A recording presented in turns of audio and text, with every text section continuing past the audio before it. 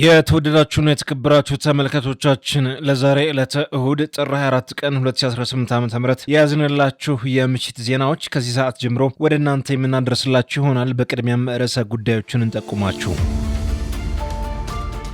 የትግራይ ዲፕሎማሲ ምክር ቤት የአውሮፓ ህብረት ተጨባጭ እርምጃ እንዲወስድ ጠየቀ። የወልቃይት ጠገዴ አማራ ማንነትና ወሰን አስመላሽ ኮሚቴ የኢትዮጵያ ብሔራዊ ምርጫ ቦርድ ወልቃይት በትግራይ ክልል የምዕራብ ትግራይ ምርጫ ክልል ስር አድርጎ መመደቡን ተገቢነት የለውም ሲል አሳሰበ። አላማጣ ከተማ ከትግራይ በመጡ ሰዎች መሞላቷ የአካባቢው ነዋሪዎች ለኢትዮ ዲስኮርስ ተናገሩ። እንግሊዝ ወደ አማራ ክልል፣ ትግራይ ክልልና ጋምቤላ ክልሎች ሙሉ በሙሉ ዜጎች እንዳይጓዙ ከለከለች። እነዚህንና ሌሎች መረጃዎችን ይዘናል። አብራችሁን ቆዩ። የትግራይ ዲፕሎማሲ ምክር ቤት የአውሮፓ ህብረት ተጨባጭ እርምጃ እንዲወስድ ጠየቀ። ምክር ቤቱ በላከው ግልጽ ደብዳቤ የአውሮፓ የውጭ እንቅስቃሴዎች በትግራይ ያለውን ሁከትና ብጥብጥ እየተከታተለ እንደሚገኝ ገልጿል። ኢትዮ ዲስኮርስ የምክር ቤቱ መግለጫ እንደተመለከተው ከሆነ በሰላማዊ ዜጎች ላይ የሚደርሰውን ጥቃት መቆምና ወራሪውን መለየትና ከወራሪዎች መካከል መከላከል አለበት ብሏል። የአየር በረራዎች እንዲጀመሩ፣ የነዳጅ ገደብና የባንክ አገልግሎት እንዲሰጡና የፕሪቶሪያ ስምምነት አፈጻጸም ከፍተኛ መሆኑን እንዲያረጋግጡ ጠይቀዋል። በቅርቡ የፍጆታ ዕቃዎችን የጫኑ ሰው አልባ አውሮፕላኖች የግድያ የማስፈራራትና እንደገና የመዝጋት ኢላማ መሆናቸውን መረጋገጡን ምክር ቤቱ አስታውቋል። በተፈጠረው ውጥረት ምክንያት የትግራይ ዲፕሎማሲ ምክር ቤት የበረራ፣ የባንክ አገልግሎት፣ ነዳጅና ሌሎች የፍጆታ አቅርቦቶች መቆሙን ገልጸዋል። የፌዴራል መንግስት በድሮን ታግዞ ሲያጠቃ የትግራይ አመራር ወንጀለኞችንና ተሳዳጆችን ጥፋተኛውና አጥፊው ተገቢ አይደለም በማለት በተደጋጋሚ ሲተች ቆይቷል። ስለሆነ ምክር ቤቱ የፌዴራል መንግስት እንዲታረም መስተካከል እንዳለበት በመግለጽ የትግራይ አውሮፕላን፣ ነዳጅ፣ የባንክ አገልግሎትና የተከለከለ የትግራይ በጀት እንዲለቀቅ አሳስቧል። የወልቃይት ጠገዴ አማራ ማንነትና ወሰን አስመላሽ ኮሚቴ የኢትዮጵያ ብሔራዊ ምርጫ ቦርድ ወልቃይት በትግራይ ክልል የምዕራብ ትግራይ ምርጫ ክልል ስር አድርጎ መመደቡን ተገቢነት የለውም አለ። ጥር 22 ቀን 2018 ዓ.ም የኢትዮጵያ ብሔራዊ ምርጫ ቦርድ ሰባተኛውን ሀገራዊ ምርጫ አስመልክቶ የምርጫ ክልልና ምርጫ ጣቢያዎች ዝርዝር መረጃ ይፋ ማድረጉ ይታወቃል። በዚህ መሰረት የወልቃይት ጠገዴ ሰቲት ሁመራ ዞን ምዕራብ ትግራይ በሚል ምድብ ስር ተጠቅሰው ተመልክተናል ያለው ኮሚቴው ምርጫ ቦርድ ለወደፊቱ በመሬት ላይ ያለውን ተጨባጭ ሁኔታ በመዳሰስና በመገምገም አስፈላጊ ሆኖ ሲገኝ ተጨማሪ መረጃዎችን ለህዝብ ይፋ እንደሚያደርግ አስታውቋል። ዳሩ ግን የወልቃይት ጠገዴ አማራ ማንነትና ወሰን ጥያቄ ከ2008 ዓ.ም ጀምሮ ለፌዴሬሽን ምክር ቤት፣ ለትግራይ ክልል ምክር ቤት እና አስተዳደር እንዲሁም ለአማራ ክልል መንግስት መቅረቡ ይታወቃል። በመሆኑም ህወሓት በድርጅቱ ውሳኔ አካባቢውን ከ1984 ዓ.ም ጀምሮ ገመንግስቱ ከመጽደቁ በፊት በጉልበትና ከወልቃይት ጠገዴ የአማራ ህዝብ ፍላጎትና ፍቃድ ውጪ ወደ ትግራይ ክልል ማካለሉ ይታወሳል።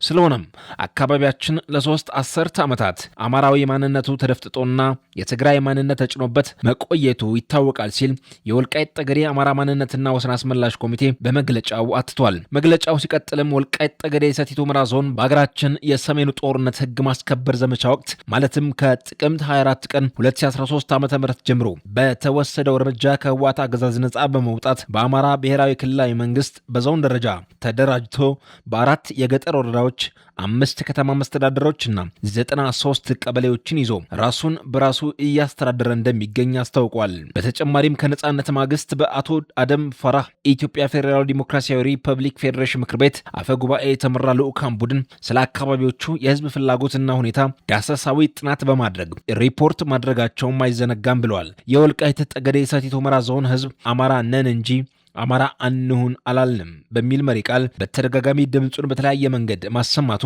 የአደባባይ ሚስጥር ነው ያለው አስመላሽ ኮሚቴው፣ ስለሆነም ግንቦት 24 ቀን 2018 ዓ.ም የሚደረገው ሀገራዊ ምርጫ በሰላም እንዲጠናቀቅ ከወዲሁ የበኩላችን ድርሻ ለመወጣት ዝግጁ መሆኑን አረጋግጧል። የወልቃይት ጠገዴ አማራ ማንነትና ወሰን አስመላሽ ኮሚቴ መግለጫውን ሲያጠቃልል የወልቃይት ጠገዴ ሰቲት ሁመራ ዞን ላለፉት 5 ዓመታት በአማራ ክልል አስተዳደር ስር ሆኖ መቆየቱ እየታወቀ የኢትዮጵያ ብሔራዊ ምርጫ ቦርድ በትግራይ ክልል የምዕራብ ትግራይ ምርጫ ክልል ስር አድርጎ መመደቡን ተገቢነት ስለሌለው ቦርዱ ይህንን ነባራዊ ሁኔታ በመገንዘብ የማስተካከያ እርምጃ በመውሰድ ዞኑ በአማራ ክልል ስር ሆኖ ምርጫ እንዲያካሄድ ስንል በአክብሮት እንጠይቃለን ሲል መግለጫውን ቋጭቷል። አለማጣ ከተማ ከትግራይ በመጡ ሰዎች መሞላቷ የአካባቢው ነዋሪዎች ለኢትዮ ዲስኮርስ ተናገሩ። በርካታ የከተማዋ ነዋሪዎች በህወሓት ታጣቂዎች ታፍነው መወሰዳቸውንም ነዋሪዎቹ ለኢትዮ ዲስኮርስ ተናግረዋል። በየቀበሌው፣ በየትምህርት ቤቱ፣ በየመስሪያ ቤቱ፣ በየመንደሩ የነበሩ የህወሓት ታጣቂዎች እንዲሁም የሞገስ ሽፈራው አስተዳደር ከትናንት ጀምሮ ከከተማዋ ለቀው በመውጣታቸው ምክንያት ለጊዜውም ቢሆን ከከተማዋ ከአንዳንድ የህወሓት ሚኒሻዎች በስተቀር ከታጣቂዎች ነጻ ሆናለች ነው የተባለው። የራያ ህዝብ የማንነት ትግል ሐውልት የሆነው ወንጭፍ አደባባይ የህወሓት ባንዲራ እንደተሰቀለበት ተገልጿል። የህወሓት ታጣቂዎችና የመንበረ ሰላም ታጣቂዎች የራያ ሀገረ ስብከትና የአለማጣ ወረዳ ቤተ ክህነት ልዩ ልዩ ንብረቶችን እንዲሁም የአለማጣ ሆስፒታል አጠቃላይ ንብረት ጭነው ወስደዋል። የራያ ሀገረ ስብከት አብያተ ክርስቲያናት አገልጋዮች በስጋት ውስጥ ሆነው መደበኛ መንፈሳዊ አገልግሎት በመስጠት ላይ ይገኛሉ። በአለማጣ ከተማ ከ15 በላይ የተለያዩ የባንክ ቅርንጫፎች እንደሚገኙ የሚታወቅ ሲሆን ለደንበኞቻቸው የሚሰጡት መጠን ገንዘብ አብዛኛው ከ3000 ብር በታች በመሆኑ ነዋሪው ለከፋ ችግርና ስጋት ዳርገውታል ሲል በዝርዝር ለኢትዮ ዲስኮርስ አብራርቷል። አንዳንድ መሰረታዊ ሸቀጣሸቀጦች የዋጋ ጭማሪ ያሳዩ ሲሆን አንዳንድ ስግብግብ ነጋዴዎች መጋዘኖቻቸውን ዘግተው እንደሚገኙም ጠቁመዋል። በቡድን የተደራጁ ማፊያዎችና ዘራፊዎች በርካታ ወንጀል በነዋሪው ላይ እየፈጸሙ እንደሚገኙም ተናግረዋል። በሌላ በኩል የህወሓት ትራፊኮች በመሆኒ መስመር ተሰማርተው ውለዋል። እንግሊዝ ወደ አማራ ክልል፣ ትግራይ ክልልና ጋምቤላ ክልሎች ሙሉ በሙሉ ዜጎች እንዳይጓዙ ከለከለች። በሰሜን ኢትዮጵያ ያገረሸውን ጦርነት ተከትሎ የዩናይትድ ኪንግደም የውጭ ጉዳይ መስሪያ ቤት ዜጎች ወደ ኢትዮጵያ የሚያደርጉትን ጉዞ በሀገሪቱ ያለውን የጸጥታ ሁኔታ መሰረት በማድረግ ዛሬ እሁድ ጥር 24 ቀን 2018 ዓ.ም ወቅታዊ የጉዞ ገደብ መመሪያ ማውጣቱን ኢትዮ ዲስኮርስ ተመልክቷል። በዚህም ወደ አማራ ክልል፣ ትግራይ ክልልና ጋምቤላ ክልሎች ሙሉ በሙሉ ዜጎች እንዳይጓዙ ከልክለዋል። ከዚህም በተጨማሪም የድንበር አካባቢዎች የሆኑትን የሱዳን ድንበር 20 ኪሎ ሜትር፣ ከደቡብ ሱዳን 10 ኪሎ ሜትር፣ ከኤርትራ ድንበር 10 ኪሎ ሜትር ርቀት ላይ የሚገኙ ቦታዎች፣ ከኬንያ ድንበር 10 ኪሎ ሜትር ርቀት ዋና መንገዶችን ሳይጨምር በሶማሊያ ክልል ከሶማሊያና ከኬንያ ድንበር 100 ኪሎ ሜትሮች ርቀት ዋጃሌ መስመር በስተቀር በተመሳሳይ ዜጎች እንዳይጓዙ ከልክሏል። እንዲሁም በአፋር ክልል ከኤርትራ ጋር በሚያዋስነው የድንበር ክፍል ከኤርትራ ድንበር ጋር የሚገናኙ 10 ኪሎ ሜትር ክልል ውስጥ ያሉ ቦታዎች፣ በኦሮሚያ ክልል ምዕራብ ወለጋ፣ ምስራቅ ወለጋ፣ ቄለም ወለጋ፣ ሆሮ ጉድሩ ወለጋ፣ የምዕራብ ሸዋ የተወሰኑ ክፍሎች ከኤ4 መንገድ በስተ ሰሜንና የሰሜን ሸዋ የተወሰኑ ክፍሎች ከኤ3 መንገድን ጨምሮ ዜጎች እንዳይጓዙ ክልከላ ከተጣለባቸው አካባቢዎች መካከል ይገኛሉ። ተመልካቾቻችን ለዛሬ ዕለት እሁድ ጥር 24 ቀን 2018 ዓ.ም ከኢትዮ ዲስኮርስ ጋር ያቀረብንላችሁ የምሽት ዜናዎች በዚህ ተቋጭተዋል። ከመሰናበታችን በፊት ርዕሰ ጉዳዮችን በድጋሚ እናስታውሳችሁ።